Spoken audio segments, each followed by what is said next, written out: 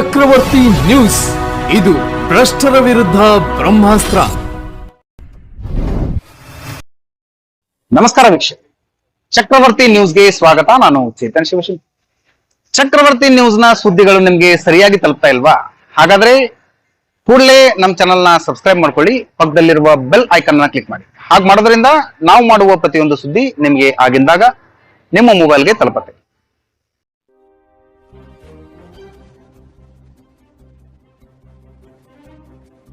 ನಮಸ್ಕಾರ ವೀಕ್ಷಕರೇ, ಇವತ್ತು ಒಂದು ವಿಶೇಷ ಸುದ್ದಿಯನ್ನ ತಗೊಂಡು ಬರ್ತಾ ಇದೀವಿ. ಸುದ್ದಿ ಅನ್ನೋದಕ್ಕಿಂತ ಹೋರಾಟಗಾರರ ಸಂಭ್ರಮವನ್ನ ಇವತ್ತು ನಾವು ನಿಮ್ಮ ಎದುರುಗಡೆ ತೋರಿಸ್ತಾ ಇದೀವಿ.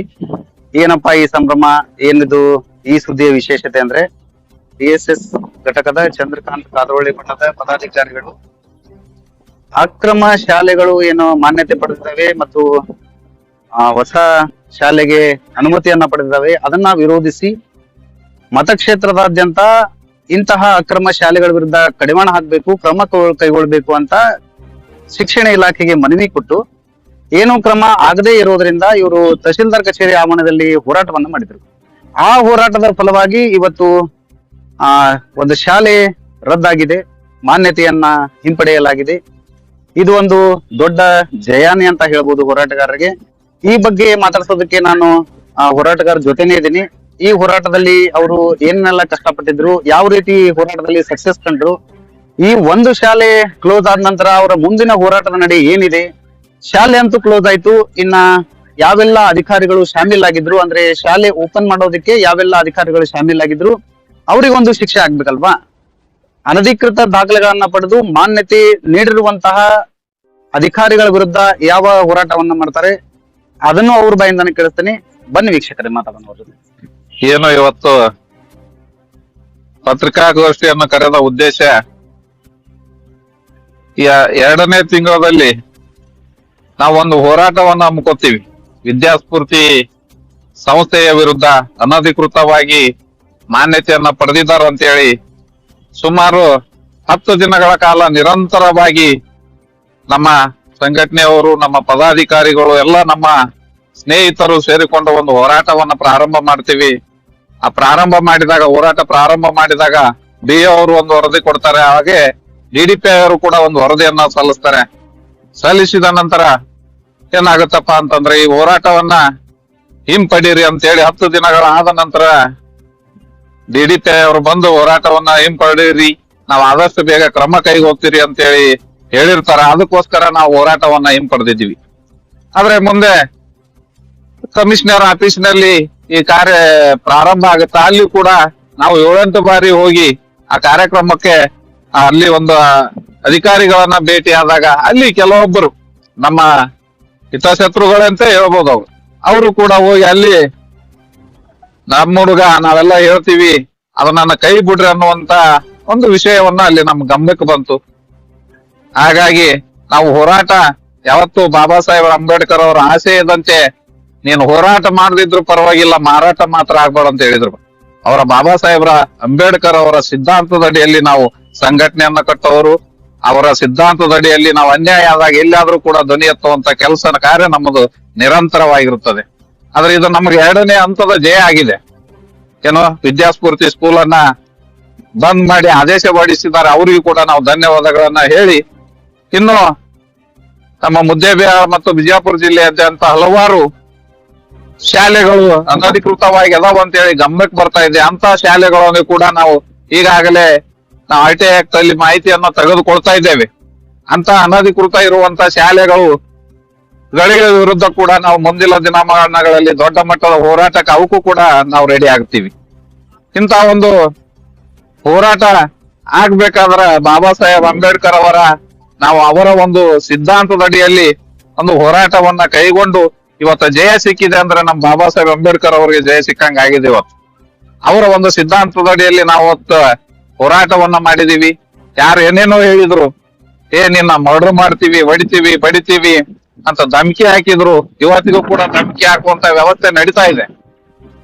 ನೀನ್ ನೋಡ್ಕೋತೀವಿ ಅನ್ನುವಂತ ವ್ಯವಸ್ಥೆ ಅದ. ಅಂತವ್ರಿಗೆ ಹೇಳಕ್ ಇಷ್ಟಪಡ್ತೀನಿ, ನಮ್ ಬಾಬಾ ಸಾಹೇಬ್ ಅಂಬೇಡ್ಕರ್ ಬರೆದಂತ ಸಂವಿಧಾನ ಇರುವವರೆಗೆ ನಮಗೇನು ಮಾಡಕ್ ಆಗಂಗಿಲ್ಲ. ಅಂತವ್ರು ದಯವಿಟ್ಟು ಇಂತ ಮಾತುಗಳನ್ನ ಬಿಡ್ರಿ. ಭಾರತ ದೇಶದ ಸಂವಿಧಾನದ ಅಡಿಯಲ್ಲಿ ತಮ್ಮ ಕೆಲಸ ಕಾರ್ಯಗಳು ಮುನ್ನಡೀಲಿ. ಅದೇ ರೀತಿಯಾಗಿ ಮುದ್ದೇಬೇಳೆ ತಾಲೂಕಿನಲ್ಲಿ ನಮ್ ಫೀ ಹಾವಳಿ ಜಾಸ್ತಿ ಆಗಿದೆ, ಅದು ಡಿಸ್ಪ್ಲೇ ಮಾಡ್ಬೇಕು ಅವ್ರು ಎಲ್ಲಾ ಸ್ಕೂಲ್ಗಳ ಮುಂದ. ನಾವ್ ಎಷ್ಟನೇ ಕ್ಲಾಸಿಗೆ ಎಷ್ಟು ಫೀ ಅನ್ನ ತಗೋತೀವಿ ಅನ್ನೋದು ಅವರು ಶಾಲಾ ಇದ್ರ ಮುಂದೆ ಡಿಸ್ಪ್ಲೇ ಮಾಡಿ ಆ ಬೋರ್ಡ್ ಅನ್ನ ಅಂಟಿಸ್ಬೇಕು. ಅವ್ರ ಬೋರ್ಡ್ ಹಾಕ್ಲೇಬೇಕು ಕಂಪಲ್ಸರಿ.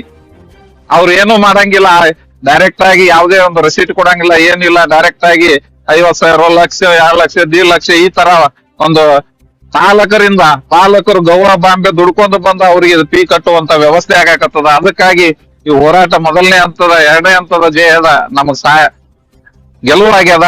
ಇನ್ನ ಮುಂದಿನ ದಿನಮಾನಗಳಲ್ಲಿ ಇಂತಹ ಸಾಮಾಜಿಕ ಹೋರಾಟಗಳು ನಾವು ಎಲ್ಲ ನಮ್ಮ ಪದಾಧಿಕಾರಿಗಳ ಜೊತೆಗೂಡಿಕೊಂಡು ನಾವು ಮುನ್ನುಗ್ಗುತ್ತೀವಿ. ಅದೇ ರೀತಿಯಾಗಿ ಈ ಹೋರಾಟ ಸಕ್ಸಸ್ ಆಗ್ಲಿಕ್ಕೆ ಕಾರಣೀಕರ್ತರಾದ ನಮ್ಮ ಚೇತನ್ ಶಿವಶಿಂಪಿ ಅವರಿಗೂ ಕೂಡ, ಚಕ್ರವರ್ತಿ ನ್ಯೂಸಿನ ಸಂಪಾದಕರಾದಂತ ಅವ್ರಿಗೂ ಕೂಡ ನಾವು ತುಂಬಾ ಹೃದಯದ ಧನ್ಯವಾದಗಳನ್ನ ಸಲ್ಲಿಸ್ತೇವೆ. ಯಾಕಪ್ಪ ಅಂದ್ರ ಕಂಟಿನ್ಯೂಸ್ ಆಗಿ ನಾವು ಪ್ರತಿ ಕ್ಷಣಕ್ಕೂ ದಿನಕ್ಕೆ 1, 2, 3 ನ್ಯೂಸ್ಗಳನ್ನ ಮಾಡಿ ಇವತ್ತು ಈ ಹೋರಾಟ ಸಕ್ಸಸ್ ಆಗ್ಲಿಕ್ಕೆ ಅವರು ಕೂಡ ನಮಗೆ ತುಂಬಾ ಒಂದು ಸಹಕಾರವಾಗಿ ನಿಂತರು, ನಮ್ಮ ಜೊತೆಗೆ ನಿಂತಿದ್ದಾರೆ. ಅವ್ರಿಗೂ ಕೂಡ ನನ್ನ ಪರವಾಗಿ ಹಾಗೂ ನಮ್ಮ ಸಂಘಟನೆಯ ಪದಾಧಿಕಾರಿಗಳಿಂದ ತುಂಬ ಹೃದಯದ ಧನ್ಯವಾದಗಳನ್ನು ಹೇಳುತ್ತೇನೆ. ಎಲ್ರಿಗೂ ಜೈ ಭೀಮ್. ಇವತ್ತಿನ ದಿನ ಇಲ್ಲಿನ ಮುದ್ದೇಬೇಳ ಪಟ್ಟಣದಲ್ಲಿ ಫೆಬ್ರವರಿ ತಿಂಗಳಲ್ಲಿ ನಡೆದಂತ ಒಂದು ಹೋರಾಟ, ಶಿಕ್ಷಣ ಇಲಾಖೆ ಅವ್ಯವಸ್ಥೆ, ಭ್ರಷ್ಟಾಚಾರ, ಅದೇನು ಕಾನೂನುಬಾರವಾಗಿ ನಡೆಸತಕ್ಕಂತ ಸಾಲುಗಳ ವಿರುದ್ಧ ಇವತ್ತು ಕರ್ನಾಟಕ DSS ಆಂದೋಲನ ಬಣ್ಣದ ನಮ್ಮ ಜಿಲ್ಲಾಧ್ಯಕ್ಷರಾದ ಬಾಲಚಂದ್ರ ಅವರ ನೇತೃತ್ವದಲ್ಲಿ ನಡೀತಕ್ಕಂತ ಒಂದು ಹೋರಾಟಕ್ಕೆ ನಾವು ಅಂಬೇಡ್ಕರ್ ಸೇನೆ ಸಂಘಟನೆಯಿಂದ ನಾವು ಕೂಡ ಇಲ್ಲಿ ಅವ್ರ 10 ದಿನ ಇಲ್ಲಿ ನಿರಂತರ ದಂಡಿ ನಡೆಸಿದ್ರು. ಆ ದಂಡಿಯಲ್ಲಿ ನಾವು ಕೂಡ 3-4 ದಿನ ಬಂದು ಇಲ್ಲಿ ಸಹಕಾರ ಕೊಟ್ವಿ, ನಾವು ಕೂಡ ಭಾಗಿಯಾದ್ವಿ. ಆ ಹೋರಾಟಕ್ಕೆ ಇವತ್ತು ಪ್ರಾಮಾಣಿಕವಾಗಿ ಧಾರವಾಡ ಆಯುಕ್ತರಾದಂತ ಒಂದು ಒಳ್ಳೆ ಕೆಲಸ ಒಂದು ಅವ್ರು ಮಾಡಿ ಇವತ್ತ ಅಂತ ಶಿಕ್ಷಣ ವ್ಯವಸ್ಥೆ ವಿರುದ್ಧ ಆ ಒಂದು ಸಂಸ್ಥೆಯನ್ನ ಮಾನ್ಯತೆಯನ್ನ ರದ್ದು ಮಾಡಿ ಆದೇಶ ಹೊರಡಿಸಿದ್ದಾರೆ. ಅದಕ್ಕೆ ನಾವು ಅವ್ರಿಗೆ ಮಾಡ್ಬೇಕಾದ ಕರ್ತವ್ಯ ಮಾಡಿದ್ದಾರೆ. ನಾವು ಕೂಡ ಇಲ್ಲಿ ಭಾಗಿಯಾದಂತ ಸಂದರ್ಭದಲ್ಲಿ ಈಗಾಗಲೇ 4-5-3-4 ತಿಂಗಳು ಆದಂತ ಆ ಹೋರಾಟ ಆದ ಕಾರಣ ನಮಗೂ ಕೂಡ ಹೋದ್ರಿ ಹೋರಾಟ ಯಾರು ಆದ್ರೂ ಏನೂ ಆಗಿಲ್ಲ ಅದು ಅಂತಕ್ಕಂತ ಒಂದು ಚರ್ಚೆ ನಡೆದಿತ್ತು. ಇವತ್ತು ಸಂಘಟನೆ ಅಂದ ಬಳಕೆಯಿಂದ ಯಾರೋ ಏನಾದ್ರು ಮಾತಾಡ್ತಿರ್ತಾರೆ. ಅದ್ರ ಬಗ್ಗೆ ನಾವು ಹೇಳಿದ್ವಿ, ಎಲ್ಲಾ ನಾವು ಹೋರಾಟ ಕೊಡ್ಲಿ, ಒಂದ್ ಮನವಿ ಕೊಡ್ಲಿ, ಅದರಿಂದ ಫಾಲೋಅಪ್ ಮಾಡಿರ್ತೀವಿ, ಅದಕ್ಕೊಂದು ದಂಡಿಗೆ ಹಚ್ಚಿ ಇರ್ತೀವಿ ನಾವು. ಯಾಕಂದ್ರೆ ನಮ್ ಸಂಘಟನೆ ಅಂಬೇಡ್ಕರ್ ಸೇನೆ P. ಮೂರ್ತಿ ನೇತೃತ್ವದಲ್ಲಿ ನಡೀತದ. ಇದನ್ನು ಚಂದ್ರಕಾಂತ್ ಕಾನೂನು ಸಂಘಟನೆಗೆ ಯಾಕೆ ಬಂದಿಪ್ಪ ಅಂತಂದ್ರೆ ಅದು ನೋಡ್ತೀವಿ ನಾವು ದಿನಂಪ್ರತಿ ಅದ್ ಮಾಡ್ತಕ್ಕಂತ ಕೆಲಸ. ಆ ಉದ್ದೇಶಕ್ಕಾಗಿ ನಾವ್ ಇಲ್ಲಿ ಬಂದ್ವಿ. ನಾವ್ ಯಾವ್ದೇ ಅಂತ ಇದ್ರೆ ನಾವು ಭಾಗಿ ಆಗಲ್ಲ ಅಂದ್ವಿ. ಆ ಸುದ್ದಿಯನ್ನ ಇವತ್ತೆಲ್ಲ ಒಂದು ಲಿಖಿತವಾಗಿ ಒಂದು ಆದೇಶ ಆಗ್ಯದ ಬೆಳಗಾವಿ ಆಗ್ತಿರ್ಲಿಂತ. ಅದು ಇವತ್ತು ನಮ್ಗೆ ಯಾರ್ಯಾರು ಮಾತಾಡ್ಯಾರ ಅವ್ರಿಗೆಲ್ಲ ಅದನ್ನ ಇವತ್ತು ಪತ್ರಿಕೆ ಮುಖಾಂತರ ಹೇಳೋ ಸಂಬಂಧ ಇಲ್ಲಿ ನಾವು ಮುದ್ದೇಳ ಇವತ್ತು ತಹಸೀಲ್ದಾರ್ ಆಫೀಸ್ ಮುಂದೆ ಬಂದಿದ್ವಿ. ಅದಕ್ಕಾಗಿ ಯಾರೇ ಹೋರಾಟ ಮಾಡಿ ಬಾಬಾ ಸಾಹೇಬ್ ಅಂಬೇಡ್ಕರ್ ಅವ್ರು ಹೇಳಿದ್ದ ನಮ್ಗೆ ಶಿಕ್ಷಣ ಸಂಘಟನೆ ಹೋರಾಟ ಅಂತ ಹೇಳ್ಯಾರ. ಅಂತ ಹೋರಾಟಗಳಿಗೆ ಇವತ್ತು ನಾವೇ ಸಂಘಟನೆ ಅಂತಲ್ಲ, ಸಾರ್ವಜನಿಕರು ಬೆಂಬಲವಾಗಬೇಕು, ಪತ್ರಿಕಾ ಮಾಧ್ಯಮದವರು ಬೆಂಬಲಿಸ್ಬೇಕು. ಅಂದಾಗ ಇವೆಲ್ಲ ಅನಧಿಕೃತ ಇರ್ತಕ್ಕಂಥ ಶಾಲೆಗಳು ಒಂದೊಂದಾಗಿ ಹೋಗ್ತಾವ. ಇವತ್ತು ಬೆಂಬಲಿಸೋದ್ರಿಂದ ಇನ್ನಷ್ಟು ಹೆಚ್ಚಿಗೆ ಆಗ್ತಾವ. ಅಲ್ಲಿ ಆ ಶಾಲೆ ಐತಿ, ಮತ್ತೊಂದ್ ಶಾಲೆ ತಯಾರತ್ತ, ಮತ್ತೊಂದ್ ಶಾಲೆ ಇಲ್ಲಿ ತಹಸೀಲ್ದಾರ್ ಆಫೀಸ್ಗೆ ಬರ್ತಾವ ಶಾಲೆ ಹಿಂಗೆ ಬಿಟ್ಬಿಟ್ರೆ. ಅದಕ್ಕೆ ಹೋರಾಟ ಸಂಘಟನೆ ಮಾಡೋದ ಹೋರಾಟಗೋಸ್ಕರ. ಇಂತ ಅನ್ಯಾಯದ ವಿರುದ್ಧ ಹೋರಾಟ ಮಾಡ್ಲಿ ಸಂಘಟನೆ ಅದಕ್ಕೆ ಮಾಡ್ಬೇಕು. ಅದು ನಮ್ಮ ಬೇರೆದವ್ರು ಏನೇ ಮಾಡ್ಲಿ, ನಮ್ದು ಸಂಘಟನೆ ಸಿದ್ಧಾಂತ ಐತಿ. ಅದು ಶಿಕ್ಷಣ ಮತ್ತು ಸಂಘಟನೆ ಹೋರಾಟ ಮೂರು ಮಾಡೋ ಅಂಬೇಡ್ಕರ್ ಅವ್ರು ಹೇಳ್ದಂಥದ್ದೇ ನಾವು ಪಾಲನೆ ಮಾಡ್ಲಿಕ್ಕೀವಿ ನಮ್ಮ ರಾಜ್ಯಾಧ್ಯಕ್ಷರ ಆದಿಯಾಗಿ. ಅದಕ್ಕೆ ಮುಂದಿನ ದಿನಗಳಲ್ಲಿ ಇನ್ನೂ ಅನೇಕ ಸ್ಕೂಲ್ಗಳು ಬಹಳ ಕಾನೂನು ಬಾಹಿರ ಆಗ್ಯದಾವ. ಆದ್ರ ಇವತ್ತು ಶಾಲಿಗೆ ಅವ್ರು ಆದೇಶ ಮಾಡ್ಯಾರ, ಸರ್ ಅವ್ರು ರದ್ದು ಮಾಡ್ಯಾರ. ಮುಂದ ಅಧಿಕಾರಿಗಳು ಅವೆಲ್ಲ ಪ್ರಮಾಣ ಪತ್ರಗಳು ಏನೂ ಇಲ್ಲಾರ ಅವ್ರಿಗೆ ಹೆಂಗ ಕೊಟ್ರು ಪರವಾನಗಿ, ಮಾನ್ಯತೆ ಹೆಂಗ್ ಕೊಟ್ರು ಸ್ಕೂಲ್ಗಳಿಗೆ, ಅದು ಆಗ್ಬೇಕಾಗಿದೆ ಈಗ ಮುಖ್ಯವಾಗಿ. ಅವ್ರೇನ್ ಶಾಲಿ ಕಲ್ತವ್ರು ಫಾರ್ಮ್ ತಗೊಂಡ್ರೆ ಕಲ್ಯಾರ ಫಾರ್ಮ್ ತಗೊಂಡ್ಗೆಸಿ ಮಾನ್ಯತೆ ಕೊಟ್ರ ಅವ್ರಿಗೆ. ಅವ್ ಕಾಗದ ಪತ್ರ ನೋಡಿ ಅವ್ರು ಯಾರು ಅವ್ರ ಅಧಿಕಾರಿಗಳು ಯಾರ್ಯಾರು ಯಾವ ಟೈಮ್ದಾಗ ಇವ್ರಿಗೆ ಯಾವ ತಾರೀಕಿನೊಳಗೆ ಇವ್ರಿಗೆ ಮಾನ್ಯತೆ ಕೊಟ್ಟಾರ ಅದ್ರ ಬಗ್ಗೆ ನಾವಿನ್ನು 2 ಸಂಘಟನೆ ಜಯಂತಿಯಾಗಿ ಜಿಲ್ಲಾದ ಮುಂದೆನೆ ಕುಂದಿರ್ತೀವಿ. ಇಡೀ ನಮ್ಮ ಅದು ಅವ್ರಿಗೆ ಇದ್ರೊಳಗೆ ಅಧಿಕಾರಿಗಳು ಶಾಮೀಲ್ ಅದಾರ. ಅಂತ ಒಂದು ಸ್ಕೂಲ್ಗಳಿಗೆ ಮಾನ್ಯತೆ ಸಿಗ್ಬೇಕಾದ್ರೆ ಅಧಿಕಾರಿ ಶಾಮೀಲ್ ಅದಾರ. ಅದನ್ನ ಇವತ್ತು ಅವ್ರಿಗೂ ಶಿಕ್ಷೆ ಆಗ್ಬೇಕು. ಈಗ ಶಾಲಿಗೆ ಆಗ್ಯದ, ಮಾನ್ಯತೆ ಆಗ್ಯದ, ಮುಂದಿನ ಮಕ್ಕಳ ಭವಿಷ್ಯ ಅವ್ರ ಏನ್ ಆಗ್ತದೆ ಶಿಕ್ಷಣ ಇಲಾಖೆ ತಗೊಳ್ಳಿ. ಅದಕ್ಕೆ ಈಗ ಅಧಿಕಾರಿಗಳು ಅವ್ರಿಗೆ ಮುಂದಿನ ಹೋರಾಟ ಅದ. ಆ ಹೋರಾಟಕ್ಕೆ ನಾವು ಎಲ್ಲಿ ಬೇಕಾದ್ರೂ ಹೋಗ್ತೀವಿ. ಅದೇನು ನ್ಯಾಯಾಲಯ ಭೂಮ ಪ್ರಸಂಗ ಬಂದ್ರು ಹೋಗ್ತೀವಿ ನಾವು. ಅದಕ್ಕಾಗಿ ಇದಕ್ಕೆಲ್ಲ ಹೋರಾಟಕ್ಕೆ ನಮ್ಮ ವಿಶೇಷವಾಗಿ ಪತ್ರಿಕಾ ಮಾಧ್ಯಮದವರು ಬಹಳ ಬೆಂಬಲ ಕೊಟ್ಟರು. ಅವಾಗ ಒಂದ್ 8 ದಿನ ಅದ್ರಾಗ ವಿಶೇಷವಾಗಿ ಚಕ್ರವರ್ತಿ ನೀರಿನಂತರೂ ದಿನಂಪ್ರತಿ ಸವಿಸ್ತಾರವಾಗಿ ಎಳೆಯಾಗಿ ಬಿಚ್ಚಿರ್ತಿತ್ತು. ದಿನಂಪ್ರತಿ 3 ಟೈಮ್ ಬಂದ ಮತ್ತು ಅನೇಕರು ಕೂಡ ನಮ್ ಜೊತೆ ಅಲ್ಲಿ ಬಂದ್ ಭಾಗಿಯಾಗಿಲ್ಲ ಅಂದ್ರೂ ಹೊರಗೂ ಕೂಡ ಬೆಂಬಲಿಸ್ಯಾರ. ಯಾರೇ ಇರ್ಲಿ ಅವ್ರು ಹಿಂಗ್ ಮಾಡ್ರಿ ಒಳಗ್ ಮಾಡಕೈತ್ರಿ ಅಂತವ್ರಿಗೆ ಎಲ್ಲರಿಗೂ ನಾನು ಭೀಮಂದ್ರ ಹೇಳ್ತೀನಿ. ಅದೇ ಇದೇ ಸಹಕಾರ ಇಂಥ ಹೋರಾಟಕ್ಕೆ ಎಲ್ಲರೂ ಬರ್ರಿ. ಒಳ್ಳೆ ಒಂದು ಯಾವುದೇ ಕ್ಷೇತ್ರಗಾದ್ರೂ ಅವೇ ಅವರ ಭ್ರಷ್ಟಾಚಾರ ನಡೆದಿಲ್ಲ ಅಂತ ಮಾತನ್ನ ಹೇಳಿ ನನ್ನ ಮಾತುಗಾರ ಹೇಳ್ತೇನೆ. ಜೈ ಭೀಮ್. ಅಕ್ರಮವಾಗಿ ಅನುಮತಿ ಪಡೆದ ಶಾಲೆಯ ಆದೇಶವನ್ನು ಹಿಂಪಡೆದಿರ್ತಕ್ಕಂಥ ಒಂದು ಈ ಸಹಮತವನ್ನು ನಾವು ಸ್ವಾಗತಿಸುತ್ತೇವೆ. ಮುಖ್ಯವಾಗಿ ವಿದ್ಯಾಸ್ಫೂರ್ತಿ ಶಾಲೆಯನ್ನು ಏನಪ್ಪಾ ಅಂದ್ರೆ ಅದು ಅಕ್ರಮವಾಗಿ ಕಾನೂನುಬಾರವಾಗಿ ಸ್ಥಾಪನೆಗೊಂಡಿರ್ತಕ್ಕಂಥ ಶಾಲೆಯ ಆದೇಶವನ್ನು ರದ್ದುಪಡಿಸಿರ್ತಕ್ಕಂಥದ್ದು ಎಲ್ಲ ಅಧಿಕಾರಿಗಳಿಗೂ ಕೂಡ ಏನಪ್ಪಾ ಅಂದ್ರೆ ನಾವು ತುಂಬು ಹೃದಯದ ಕೃತಜ್ಞತೆಗಳನ್ನು ಸಲ್ಲಿಸುತ್ತೇವೆ.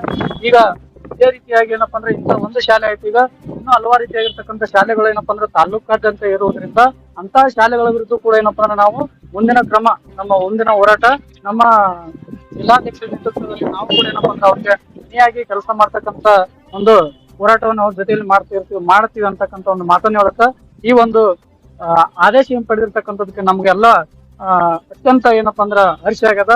ಮತ್ತೆ ಏನಪ್ಪಾ ಅಂದ್ರೆ ಇಲ್ಲಿವರೆಗೆ ಸುಮಾರು ಆ ಶಾಲೆ ಪ್ರಾರಂಭ ಆದಾಗಿನಿಂದ ಇಲ್ಲಿವರೆಗೆ ಯಾವ ರೀತಿಯಾಗಿರ್ತಕ್ಕಂಥ ಅಧಿಕಾರಿಗಳು ಅಕ್ರಮವಾಗಿ ಏನಪ್ಪಾ ಅಂದ್ರೆ ಅನುಮತಿ ಪಡೆದಿರೋದ್ರಲ್ಲಿ ಭಾಗಿಯಾಗ್ಯಾರ.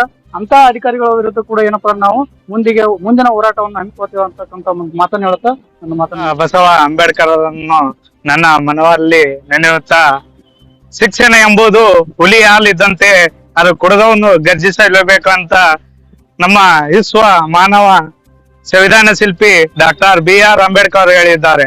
ಈಗ ವಿದ್ಯಾಸ್ಫೂರ್ತಿ ಶಾಲೆ ರದ್ದುಗೊಳಿಸಿದ ಕುರಿತು ನಮ್ಮ ಅಂಬೇಡ್ಕರ್ ಸೇನೆಯವರು ಬಾಲಚಂದ್ರ ಹುಲ್ಲೂರ್ ಅವರಿಗೆ ಬೆಂಬಲವನ್ನು ಸೂಚಿಸಿ ಅದಕ್ಕೆ ರದ್ದುಗೊಳಿಸಿದ್ವಿ. ಈಗ ಧಾರವಾಡ ಆಯುಕ್ತರು ರದ್ದುಗೊಳಿಸಿ ನಮಗೆ ಒಂದು ಜಯ ಸಂಕೇತ ನೀಡಿದ್ದಾರೆ. ಅವರಿಗೆ ಹೃತ್ಪೂರ್ವಕವಾಗಿ ಧನ್ಯವಾದವನ್ನು ತಿಳಿಸುತ್ತೇವೆ. ಈಗ ತಾಳಿಕೋಟೆ ತಾಲೂಕು ಮತ್ತು ಮುದ್ದೇಬಿಹಾಳ ತಾಲೂಕಿನಲ್ಲಿ ಬಹಳಷ್ಟು ಸರ್ಕಾರಿ ಶಾಲೆ ಮುಚ್ಚುವಂತಿದೆ. ಯಾಕಂದ್ರೆ ಖಾಸಗಿ ಶಾಲೆಯ ಹಾವಳಿ ಜಾಸ್ತಿ ಆಗಿದೆ. ಅದ ಕಾರಣ ಅವು ಮಾನ್ಯತೆ ಯಾವ ಮೂಲಭೂತ ಸೌಕರ್ಯ ಇರಬೇಕು ಅವು ಮೂಲಭೂತ ಸೌಕರ್ಯ ಇಲ್ಲ ಆದ ಕಾರಣ ಅಂತವಕ್ಕೆ ಮಾನ್ಯತೆಗಳನ್ನು ನೀಡುತ್ತಿರುವ ಅಧಿಕಾರಿಗಳಿಗೆ ನಾವೊಂದು ತಕ್ಕ ಪಾಠವನ್ನು ಕಲಿಸಬೇಕಾಗಿದೆ. ಯಾಕಂದ್ರೆ ಈಗ ಸರ್ಕಾರಿ ಶಾಲೆಗಳನ್ನು ಮುಚ್ಚಬೇಕಂದ್ರೆ ಅಧಿಕಾರಿಗಳನ್ನೇ ಕಾರಣ. ಯಾಕಂದ್ರೆ ಸರ್ಕಾರಿ ಶಾಲೆಯಲ್ಲಿ ಮೂಲಭೂತ ಸೌಕರ್ಯಗಳನ್ನು ಎಲ್ಲ ಕೊಡುತ್ತಾರೆ, ಮತ್ತು ಪೆನ್ನು ಮತ್ತು ಬೂಟು ಮತ್ತು ಬಟ್ಟೆ ಎಲ್ಲಾ ತರಹಗಳ ವಸ್ತುಗಳನ್ನು ಕೊಟ್ಟಿದ್ರು ಸರ್ಕಾರಿ ಶಾಲೆಗೆ ಜಾಗೃತಿ ಮೂಡಿಸುವುದು ಬಹಳ ಕಮ್ಮಿ ಆಗಿದೆ. ಅದಕ್ಕಾಗಿ ನಾವು ಒಂದು ಇಷ್ಟೇ ಹೇಳೋಕೆ, ಅನುದಾನ ರಹಿತ ಶಾಲೆಗಳನ್ನು ಮೂಲಭೂತ ಸೌಕರ್ಯ ಯಾವ ಇರ್ತಾವ ಅಷ್ಟವು ಮಾತ್ರ ಕೊಡಬೇಕು. ದುಡ್ಡಿಗೆ ಆಮಸ್ತಗೊಳ್ಳಿ ಅಧಿಕಾರಿಗಳು ನೀಡುತ್ತಿರುವುದು ನಮ್ಮ ಬೇಜಾರ ಸಂಗತಿ ಆಗಿದೆ. ಇಂಥ ಅಧಿಕಾರಿಗಳ ವಿರುದ್ಧ ನಾವು ಕಠಿಣ ಕಾನೂನು ಕ್ರಮ ಜರುಗಿಸಬೇಕೆಂದು ಈ ಮೂಲಕ ಕೇಳಿಕೊಳ್ಳುತ್ತೇವೆ. ಧನ್ಯವಾದಗಳು. ಶಾಂತಿ ದೀಪ ಬುದ್ಧರಿಗೆ, ಕ್ರಾಂತಿ ದೀಪ ಬಸವಣ್ಣವರಿಗೆ, ಜ್ಞಾನದ ದೀಪ ಡಾಕ್ಟರ್ ಬಾಬಾ ಸಾಹೇಬ್ ಅಂಬೇಡ್ಕರ್ ಅವರಿಗೆ, ಹಸಿರು ಕ್ರಾಂತಿಯ ದೀಪ ಡಾಕ್ಟರ್ ಬಾಬು ಜಗಜೀವನ್ ರಾಮ್ ನನ್ನ ಪ್ರಣಾಮಗಳು ಸಲ್ಲಿಸಿ, ಇವತ್ತು ನಾವು ಈ ಪತ್ರಿಕಾಗೋಷ್ಠಿ ಕರೆದಿರೋ ಉದ್ದೇಶ ಏನಪ್ಪಾ ಅಂತಂದ್ರ, ಈಗ 4-5 ತಿಂಗಳ ಹಿಂದೆ ನಾವು ಒಂದು ವಿದ್ಯಾಸ್ಫೂರ್ತಿ ಅನ್ನುವ ಶಾಲೆ, ಖಾಸಗಿ ಸಂಸ್ಥೆ ಶಾಲೆಯ ಮೇಲೆ ಹೋರಾಟ ಹಾಕಿದ್ವಿ. ಆ ಹೋರಾಟ 10 ದಿನ ನಡೆದಿತ್ತು. 10 ದಿನ ಆದ ನಂತರ ಕೆಲವೊಂದು ಜನಗಳು ನಮ್ಮವರೇ, ಬೇರೆದವರೆಲ್ಲ ನಮಗೆ ಎದುರಿಸೋದು ನೀವು ಹೋರಾಟ ಮಾಡ್ಬೇಡ್ರಿ ಅನ್ನೋದು. ಡಾಕ್ಟರ್ ಬಾಬಾ ಸಾಹೇಬ್ ಅಂಬೇಡ್ಕರ್ ಅವ್ರಿಗೆ ಏನ್ ಹೇಳ್ಯಾರ ಅನ್ನೋದು ಅರ್ಥ ಆಗಿಲ್ಲ ಅಂತ ಕಾಣಿಸುತ್ತೆ ನನಗೆ. ಯಾಕಂದ್ರ ಸಮಾನತೆ, ಸಹಬಾಳ್ವೆ, ಸರ್ವರಿಗೆ ಸಮಪಾಲು ಅಂತ ಹೇಳಿದಾರೆ. ಇವತ್ತು ನಿಜವಾಗಿ ಬಡವರು ಮಕ್ಕಳಿಗೆ ಸಮಪಾಲು ಸಿಗ್ತಾ ಇಲ್ಲ. ಸರ್ಕಾರಿ ಶಾಲೆಗಳಿಗೆ ಹೋದ್ರೆ ಸರ್ಕಾರಿ ಶಾಲೆಗಳಿಗೆ ಸರಿಯಾಗಿ ಮಾಸ್ತರ್ ಬರ್ತಾ ಇಲ್ಲ, ಅಲ್ಲಿ ಜಾಸ್ತಿ ಹುಡುಗರು ಇರ್ತಾ ಇಲ್ಲ. ಎಲ್ಲ ದೊಡ್ಡ ದೊಡ್ಡ ಶ್ರೀಮಂತರುಗಳು ಖಾಸಗಿ ಶಿಕ್ಷಣ ಸಂಸ್ಥೆಗಳಿಗೆ ಮಕ್ಕಳನ್ನು ಹಚ್ತಿದಾರ. ಆ ಖಾಸಗಿ ಶಿಕ್ಷಣ ಸಂಸ್ಥರು ಸರ್ಕಾರಿ ಆದೇಶವನ್ನು ಉಲ್ಲಂಘನೆ ಮಾಡಿ ಗಾಳಿಗೆ ತೂರಿ ತಮಗ 1 ಲಕ್ಷ, 2 ಲಕ್ಷ, 3 ಲಕ್ಷ ಫೀಸ್ ತೋದಾರ. LKG UKG ಹುಡುಗರಿಗೆನೆ 50,000, 60,000 ರೂಪಾಯಿ ಫೀಸ್ ಮಾಡಿದಾರ. PUC ಮತ್ತು ಸೆಕೆಂಡ್ ಇಯರ್ ಹುಡುಗರಿಗೆ 1,90,000, 2 ಲಕ್ಷ ಚಿಲ್ಲರೆ ಫೀಸ್ ಮಾಡಿದಾರ.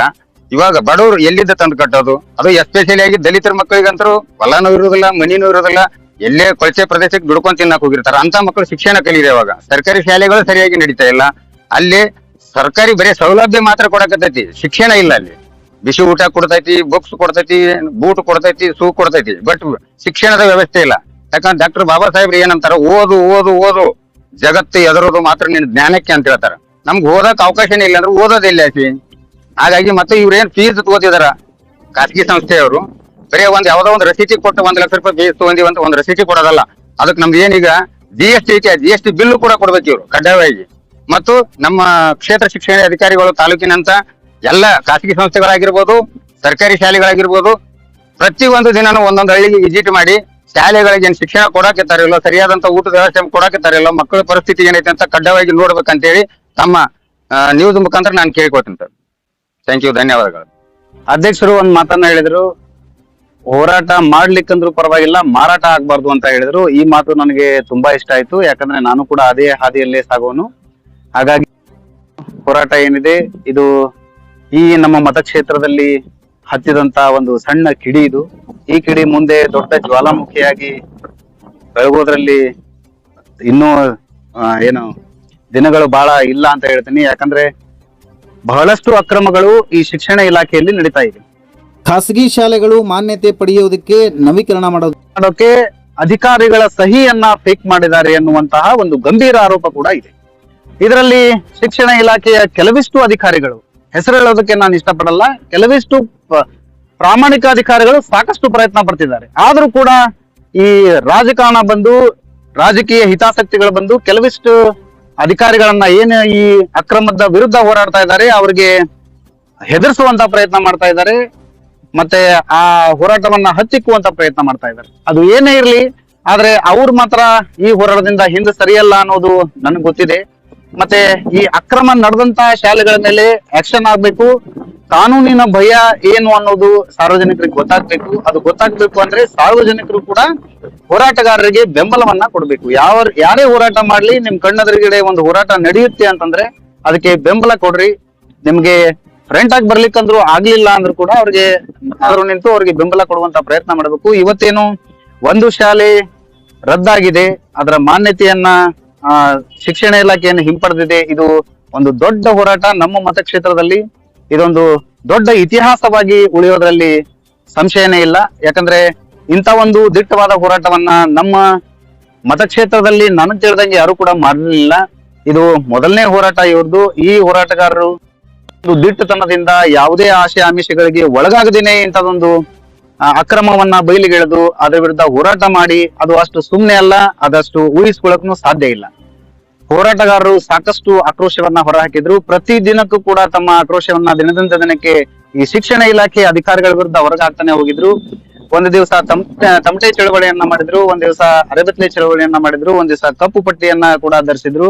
ಮತ್ತೆ ಹೋರಾಟದಲ್ಲೇನೆ ಅಡಿಗೆ ಮಾಡಿಕೊಂಡು ಊಟ ಮಾಡುವಂತಹ ಗಂಭೀರವಾದ ಪ್ರಯತ್ನ ಕೂಡ ಮಾಡಿದ್ರು. ಅಷ್ಟೆಲ್ಲ ಆದ್ರೂ ಕೂಡ ಶಿಕ್ಷಣ ಇಲಾಖೆ ಹಿಂದೇಟಾಗ್ತಾ ಇತ್ತು ಈ ಶಾಲೆಯ ಮೇಲೆ ಕ್ರಮ ಕೈಗೊಳ್ಳೋಕೆ. ಆದ್ರೆ 10ನೇ ದಿನಕ್ಕೆ ಏನು ಹೋರಾಟ ಬಂತು, ಆವಾಗ ಶಿಕ್ಷಣ ಇಲಾಖೆ ಅಧಿಕಾರಿಗಳು ಎಚ್ಚೆತ್ತುಕೊಂಡು ಈ ಶಾಲೆಯ ಮಾನ್ಯತೆಯನ್ನ ನಾವು ರದ್ದುಪಡಿಸೋಕೆ ನಾವು ಮೇಲಾಧಿಕಾರಿಗಳಿಗೆ ಶಿಫಾರಸು ಮಾಡ್ತೀವಿ ಅನ್ನೋದಕ್ಕೆ ಮುಂದೆ ಬಂದ್ರು. ಲಿಖಿತ ಆದೇಶದ ಮೇರೆಗೆ ಈ ಒಂದು ಹೋರಾಟ ಅಲ್ಲಿಗೆ ತಾತ್ಕಾಲಿಕವಾಗಿ ಅಂತ್ಯ ಕಂಡಿತ್ತು. ಅದರ ನಂತರ ಕೆಲವಿಷ್ಟು ಬೆಳವಣಿಗೆಗಳು ಕಂಡವು. ಈ ನಮ್ಮ ಜನಕ್ಕೆ, ನಮ್ಮ ಸಾರ್ವಜನಿಕರಿಗೆ ಅಲ್ಲಿ ಏನೇನ್ ಬೆಳವಣಿಗೆ ಆಗಿದೆ ಅನ್ನುವಂಥದ್ದು ಗೊತ್ತಿರಲಿಲ್ಲ. ಇದನ್ನ ಹೇಳ್ತೀನಿ, ಏನೇನ್ ಬೆಳವಣಿಗೆ ಆಗಿತ್ತು ಅನ್ನೋದನ್ನ ಒಂದು ಸ್ವಲ್ಪ ಸಮಯದಲ್ಲಿ ಎಕ್ಸ್ಪ್ಲೇನ್ ಮಾಡ್ತೀನಿ ಕೇಳಿ ವೀಕ್ಷಕರೇ. ಇಲ್ಲಿಂದ ಏನು ಹೋರಾಟ ಧಾರವಾಡಕ್ಕೆ ಶಿಫ್ಟ್ ಆಗುತ್ತೆ ಅವಾಗ ಆಯುಕ್ತರು ಏನ್ ಮಾಡ್ತಾರೆ, ಈ ಒಂದು ಶಾಲೆಯ ಮೇಲೆ ಕ್ರಮ ಕೈಗೊಳ್ಳಬೇಕು ಅಂದ್ರೆ ಶಿಕ್ಷಣ ಅಧಿನಿಯಮದ ಪ್ರಕಾರ ಕೆಲವೊಂದಿಷ್ಟು ನಿಯಮಗಳನ್ನ ಫಾಲೋ ಮಾಡ್ಬೇಕಾಗುತ್ತೆ. ಆ ನಿಯಮಗಳಂತೆ ಹೋರಾಟಗಾರರಿಗೆ ಮತ್ತು ಶಾಲೆಯವರಿಗೆ ಒಂದು ವಿಚಾರಣೆಗೆ ಒಂದು ದಿನಾಂಕವನ್ನ ನಿಗದಿ ಮಾಡ್ತಾರೆ. ಮೊದಲನೇ ದಿನಾಂಕಕ್ಕೆ ಕೆಲವೊಂದಿಷ್ಟು ಅಧಿಕಾರಿಗಳು ಬರೋದಿಲ್ಲ ಅಂತ ಮತ್ತೊಂದು ದಿನಾಂಕ ನಿಗದಿ ಮಾಡ್ತಾರೆ. ಆ ದಿನಾಂಕದಲ್ಲಿ ವಿಚಾರಣೆ ಆಗುತ್ತೆ. ಸಾಕಷ್ಟು ವಿಚಾರಗಳು, ಇನ್ನಷ್ಟು ಹೊಸ ಹೊಸ ವಿಚಾರಗಳು ಆ ವಿಚಾರಣೆಯಲ್ಲಿ ಬರುತ್ತೆ. ಈ ಶಾಲೆ ಮಾನ್ಯತೆ ಪಡಿಬೇಕಂದ್ರೆ ಏನೇನೆಲ್ಲ ದಾಖಲೆಗಳನ್ನ ತಗೋಬೇಕಾಗಿತ್ತು, ಏನೇನೆಲ್ಲ ದಾಖಲೆಗಳನ್ನ ಇಲಾಖೆಗೆ ಸಲ್ಲಿಸಬೇಕಾಗಿತ್ತು, ಅದರಲ್ಲಿ ಏನೆಲ್ಲ ಲೋಪದೋಷಗಳು ಇದೆ ಅನ್ನೋದು ಆ ವಿಚಾರಣೆಯಲ್ಲಿ ಗೊತ್ತಾಗುತ್ತೆ. ಆ ವಿಚಾರಣೆಯಲ್ಲಿ ಗೊತ್ತಾದ ನಂತರ ಅದು ಆದೇಶ ಆವಾಗ್ಲೇನೆ ಬರ್ಬೇಕಾಗಿತ್ತು. ಕೆಲವೊಂದಿಷ್ಟು ದಿವಸ ವಿಳಂಬ ಆಗುತ್ತೆ. ಆ ವಿಳಂಬಕ್ಕೆ ಕಾರಣ ನಮಗೂ ಕೂಡ ಇನ್ನೂ ಗೊತ್ತಾಗಿಲ್ಲ. ಯಾಕೆ ವಿಳಂಬ ಆಯ್ತು ಗೊತ್ತಿಲ್ಲ, ಆದ್ರೆ ವಿಳಂಬ ಮಾತ್ರ ಆಯ್ತು.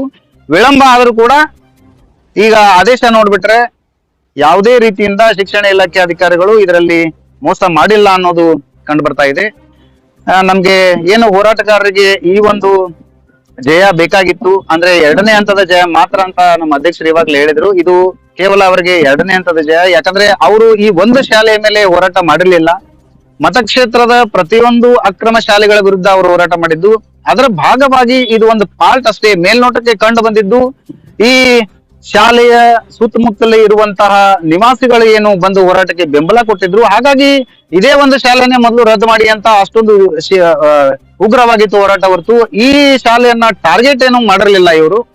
ಅವರು ಬೋರ್ಡ್ ಅಲ್ಲಿ ಕೂಡ ಇತ್ತು, ಹೋರಾಟಗಾರರೇನು ತಮ್ಮ ಬೋರ್ಡ್ ಅಲ್ಲಿ ಹಾಕಿದ್ರು. ಅದು ಎಂಟೈರ್ ಮುದ್ದೇಬೇಳೆ ಮತಕ್ಷೇತ್ರದ ಪ್ರತಿಯೊಂದು ಶಾಲೆಗಳಲ್ಲೂ ನೀವು ತನಿಖೆ ಮಾಡಿ ಯಾವ ಅಕ್ರಮ ನಡೆದಿದೆ ಅದರ ಮೇಲೆ ಆಕ್ಷನ್ ಮಾಡಿ ಅಂತಾನೆ ಇತ್ತು. ಆದ್ರೆ ಈ ಶಾಲೆ ಮೇಲೆ ಯಾವತ್ತೂ ಇಲ್ಲ. ಸಾಕಷ್ಟು ಜನರು ನನಗೂ ಕೂಡ ಕೇಳಿದ್ರು ಇದನ್ನ ಟಾರ್ಗೆಟ್ ಮಾಡಿದಾರಂತೆ. ದಯವಿಟ್ಟು ಈ ತರ ತಪ್ಪು ಭಾವನೆಗಳನ್ನ ಮಾಡ್ಕೋಬೇಡಿ. ಈ ಒಂದು ಶಾಲೆ ಮೇಲೆ ಟಾರ್ಗೆಟ್ ಮಾಡಲಿಲ್ಲ ಈ ಪ್ರಕರಣದಲ್ಲಿ, ಈ ಒಂದು ಹೋರಾಟದಲ್ಲಿ. ಈ ಹೋರಾಟ ಆಕ್ಚುಲಿ ಮುದ್ದೇಬೇಳದ ಮತಕ್ಷೇತ್ರದ ಪ್ರತಿಯೊಂದು ಅಕ್ರಮ ಶಾಲೆಗಳ ವಿರುದ್ಧ ಐತೆ ಹೊರತು ಒಂದೇ ಶಾಲೆಯ ವಿರುದ್ಧ ಇರ್ಲಿಲ್ಲ ಅನ್ನೋದು ನಾನು ಸ್ಪಷ್ಟಪಡಿಸ್ತೀನಿ. ಮತ್ತೆ ಮುಂದೆ ನನಗೂ ಕೆಲವೊಂದಿಷ್ಟು ಮಾಹಿತಿಗಳು ಬರ್ತಾ ಇತ್ತು, ಬೇರೆ ಬೇರೆ ಮಾಹಿತಿಗಳು ಬರ್ತಾ ಇತ್ತು. ಸಾರ್ವಜನಿಕರು ಅಲ್ಲಲ್ಲಿ ಸಿಕ್ಕಾಗ ನನ್ನ ಸ್ನೇಹಿತರು, ನನಗೆ ತುಂಬಾ ಬೇಕಾದವರು ಸೇರಿದಂತೆ ಈ ಹೋರಾಟಗಾರ ಸ್ನೇಹಿತರು, ಹೋರಾಟಗಾರರಿಗೆ ಬೇಕಾದವರು ಕೂಡ ನನಗೆ ಪ್ರಶ್ನೆ ಮಾಡ್ತಾ ಇದ್ರು. ಏನ್ ಸರ್ ಅದು ಹಿಂಗ್ ಏನಾಗ್ಬಿಡ್ತು, ಎಲ್ಲಿಗೆ ಬಂದೋಯ್ತು ಅಂತ ಕೇಳ್ತಾ ಇದ್ರು. ಉತ್ತರ ಕೊಡೋದಕ್ಕೆ ನಮ್ಮಲ್ಲೂ ಕೂಡ ಲಿಖಿತವಾದ ಅಧಿಕೃತ ದಾಖಲೆಗಳು ಇರಲಿಲ್ಲ. ಹಾಗಾಗಿ ನಾನು ಕೂಡ ಇಲ್ಲ, ಅದು ಆಕ್ಷನ್ ಆಗ್ಬಹುದು, ಆಗದೆ ಇರಬಹುದು, ನಮ್ಗದು ಗೊತ್ತಾಗಲ್ಲ. ಆಕ್ಷನ್ ಆದ್ರೆ ನಾನು ಖಂಡಿತ ನಿಮ್ಗೆ ನ್ಯೂಸ್ ಮೂಲಕ ತಿಳಿಸ್ತೀನಿ ಅಂತ ಹೇಳಿದ್ದೆ. ಅದು ನಿನ್ನೆ ಅಧಿಕೃತವಾಗಿ ಗೊತ್ತಾಗಿದೆ, ಅದ್ರ ಮೇಲೆ ಆಕ್ಷನ್ ಆಗಿದೆ ಅಂತ. ಒಂದು ಶಾಲೆಯ ಮಾನ್ಯತೆಯನ್ನ ಹಿಂಪಡೆದಿದ್ದಾರೆ ಅನ್ನೋದು ಗೊತ್ತಾಗಿದೆ. ಮಾನ್ಯತೆ ಹಿಂಪಡೆದ ತಕ್ಷಣ ಅಲ್ಲಿ ಮಕ್ಕಳ ಭವಿಷ್ಯ ಅಂತ ಒಂದು ಪ್ರಶ್ನೆ ಬರ್ಬೋದು. ಆ ಮಕ್ಕಳಿಗೆ ಹತ್ತಿರದ ಸರ್ಕಾರಿ ಶಾಲೆಗಳಿಗೆ ನೀವು ಸೇರಿಸಬಹುದು ಅಂತ ಒಂದು ಉಲ್ಲೇಖ ಕೂಡ ಇದೆ ಏನೋ ಆದೇಶದಲ್ಲಿ. ಆ ಆದೇಶ ತುಂಬಾ ಮಹತ್ವದ ಆದೇಶ ಆಗಿದೆ. ಯಾಕಂದ್ರೆ ಈ ಒಂದು ಆದೇಶ ಏನಿದೆ ಇದ್ರ ಮೇಲೆ ಎಲ್ಲಿಗೆ ಹೋದ್ರು ಕೂಡ ನಾವು ನೈತಿಕವಾಗಿ ಕಾನೂನು ಹೋರಾಟ ಕೂಡ ಮಾಡೋಕೆ ರೆಡಿ ಇದೀನಿ ಅಂತ ನಮ್ಮ ತಾಳಕೋಟೆ ಅಧ್ಯಕ್ಷರು ಕೂಡ ಹೇಳಿದ್ರು. ಇದು ತುಂಬಾ ಮಹತ್ವದ್ದಾಗುತ್ತೆ. ಇಲ್ಲಿ ಏನು ಶಿಕ್ಷಣ ಇಲಾಖೆ ಇಷ್ಟೊಂದು ದಿಟ್ಟ ಧೈರ್ಯವನ್ನ ಮಾಡಿದೆ. ನನಗೆ ಆಕ್ಚುಲಿ ನಗು ಬರುತ್ತೆ, ಈ ಒಂದು ಪ್ರಕರಣದಲ್ಲಿ ಇಷ್ಟೊಂದು ದಿನ ಬೇಕಾ ಆಕ್ಷನ್ ಮಾಡೋದಕ್ಕೆ ಅಂತ. ಆದ್ರೂ ಕೂಡ ಒಂದು ಒಳ್ಳೆ ಧೈರ್ಯ ಮಾಡಿದ್ದಾರೆ. ಇಂತಹ ಧೈರ್ಯ ಪ್ರತಿಯೊಂದು ಅನೈತಿಕ ಅಕ್ರಮ ಏನು ನಡೀತಾ ಇವೆ ಅಂತ ಶಾಲೆಗಳ ಮೇಲೆ ಕೂಡ ಇರ್ಲಿ ಅಂತ ಹೇಳಿ ಇವತ್ತಿನ ಎಪಿಸೋಡ್ ಅನ್ನ ಮುಗಿಸ್ತಾ ಇದೀವಿ. ಇಂತಹ ಎಪಿಸೋಡ್ಗಳಿಗಾಗಿ ನಮ್ಮ ಚಕ್ರವರ್ತಿ ನ್ಯೂಸ್ ನ ಸಬ್ಸ್ಕ್ರೈಬ್ ಮಾಡಿ, ಫೇಸ್ಬುಕ್ ಚಾನಲ್ ಅಲ್ಲಿ ನಮ್ಮ ಪೇಜ್ ನ ಲೈಕ್ ಮಾಡಿ ಅಂತ ಕೇಳ್ಕೊಂಡು ಧನ್ಯವಾದಗಳು. ಈ ಸುದ್ದಿ ನಿಮಗೆ ಇಷ್ಟ ಆಗಿದ್ರೆ ಲೈಕ್ ಮಾಡಿ, ಶೇರ್ ಮಾಡಿ, ಸಬ್ಸ್ಕ್ರೈಬ್ ಮಾಡಲು ಮರೆಯದಿರಿ. ನಿರಂತರ ಸುದ್ದಿಗಳಿಗಾಗಿ ನೋಡ್ತಾ ಇರಿ ಚಕ್ರವರ್ತಿ ನ್ಯೂಸ್. ಇದು ಭ್ರಷ್ಟರ ವಿರುದ್ಧ ಬ್ರಹ್ಮಾಸ್ತ್ರ.